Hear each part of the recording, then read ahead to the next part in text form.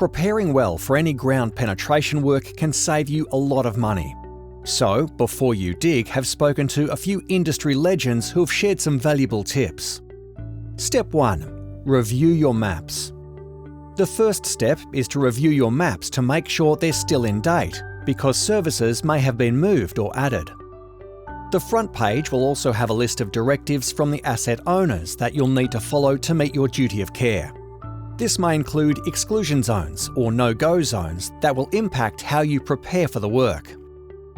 Step 2. Site visit.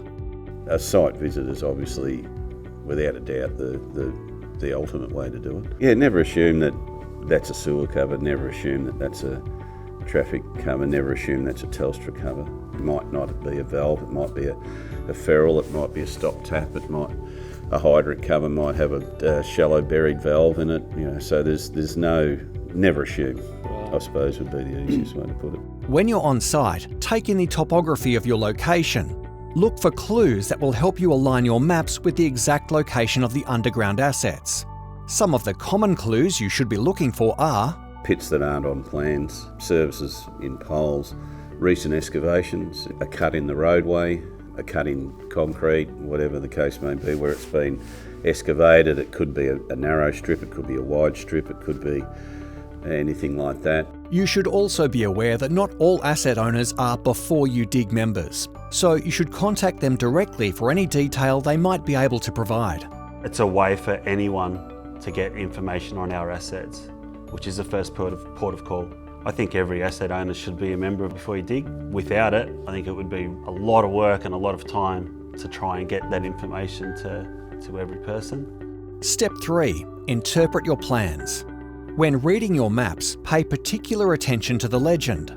It will usually include a colour-coded system that will help you differentiate between the assets. The maps will also contain symbols that represent other key items on site, so you should start familiarising yourself with them so you know what to look out for.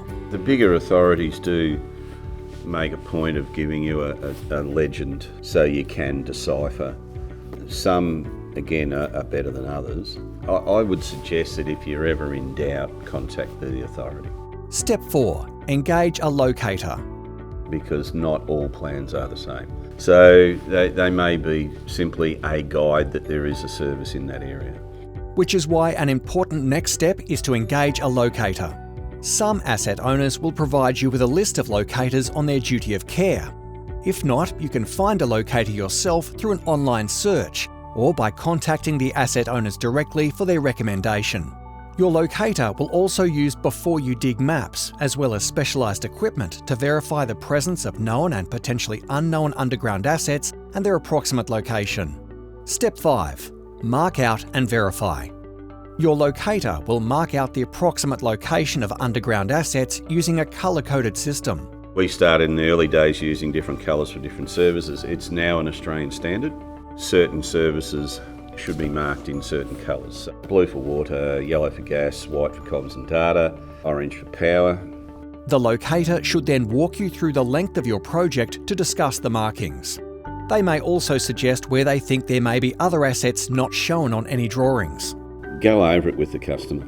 In most cases, I'd like to also bring the excavator operator in, or anyone who's going to be involved in the actual ground disturbance. Make them aware of what is in the place. So by all means, walk through, because in some cases there may be a poly service, for example, or a non-metallic service that you haven't been able to verify convincingly. So indeed make the operator aware of what their challenges are going to be in that work, and ensure that they're comfortable with what you've marked out and verified.